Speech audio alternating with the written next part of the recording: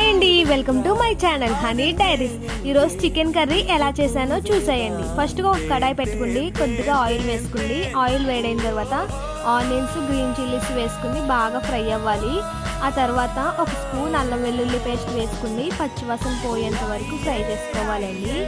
పచ్చివాసన పోయిన తర్వాత పసుపు, ధనియాల పొడి, జీలకర్ర పొడి, కారం, ఉప్పు వేసుకుని, ఇక్కడ నాకు ఉప్పు క్లిప్ మిస్ అయ్యింది, ఉప్పు కూడా వేసుకుని అంతా బాగా మిక్స్ చేసుకోవాలండి. బాగా మిక్స్ అయిన తర్వాత ఇప్పుడు చికెన్ వేసుకుని చికెన్ కూడా అంతా బాగా మసాలా పట్టేంత వరకు బాగా కలుపుకోవాలి. ఆ తర్వాత కొద్దిగా వాటర్ యాడ్ చేసుకుని, నేను కరివేపాకు ఇలా డైరెక్ట్గా వేసేసుకున్నానండి. కరివేపాకు వేసుకుని మూత పెట్టుకుని ఉడికించుకోవడమే. లాస్ట్లో కొంచెం దగ్గరికి అయిన తర్వాత చికెన్ మసాలా వేసుకుంటున్నాను. చికెన్ మసాలా వేసుకుని అంతా ఒకసారి బాగా మిక్స్ చేసుకోండి. ఒక 2 నిమిషాల తర్వాత స్టవ్ ఆఫ్ చేసుకోవడమేనండి.